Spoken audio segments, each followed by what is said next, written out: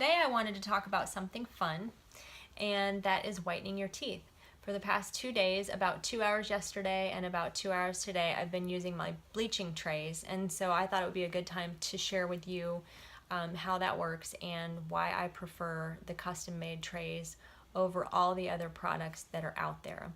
Speaking of all the other products, there are dozens and dozens of whitening systems and products to choose from. It's very confusing.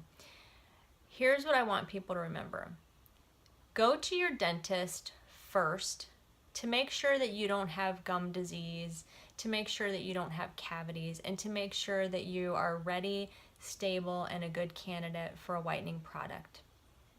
That's going to be my biggest bit of advice. If anything, it's not so much the product that you choose, it's that you're ready to bleach your teeth.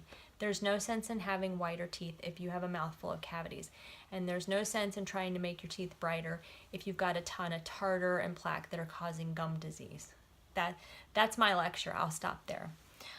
So a lot of people ask me, what system do you use to keep your teeth bright? I've been using a custom-made bleaching tray for years and years and years. I actually made this one myself. What happens is you get somebody else to help you usually.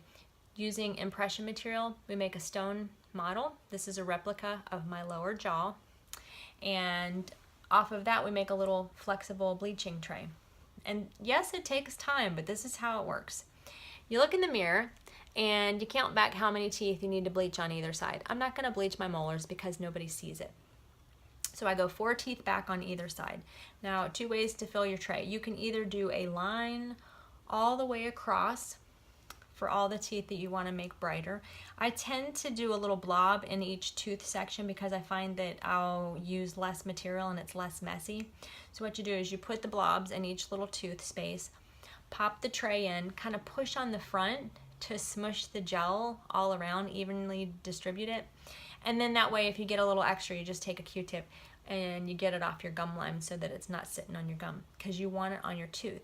That's the benefit of these trays, is that it's made only to fit your mouth and it keeps the solution on the tooth only.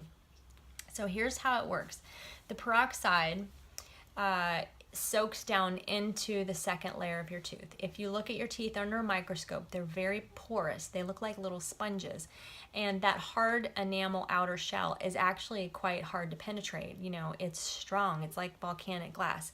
So we need this gel to stay on your teeth long enough to creep past that outer shell into the second layer of your tooth and oxidize all the stain, therefore making them brighter. For a short period of time, your teeth will be etched a little bit, kind of demineralized and kind of dry, maybe. So let me put an analogy out there for you. If your skin is dry, you put a lotion on or you put a moisturizer on.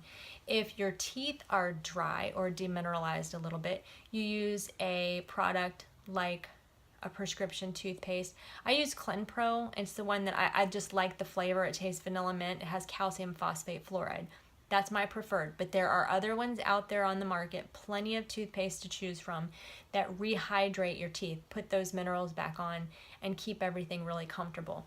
The benefit also to using those remineralizing paste is that because your teeth are more porous during your whitening process, they're going to be more prone to soaking in stain for a while, especially during this window where you're bleaching your teeth. So for me, I'll pick 4 to 5 days in a row where I will consistently whiten my teeth, use the trays. So I did 2 hours yesterday, 2 hours today. I'll probably go 2 more days and see how I feel about the shade. That's the top teeth only. And then I'll come back for a few more days on my lower teeth just to get the colors to match up. Things to keep in mind. Again, if you have cavities, have those taken care of first. If you have gum disease, get your gums in order first. You want to have a nice strong foundation before you worry about how your teeth look. Make sure they're healthy.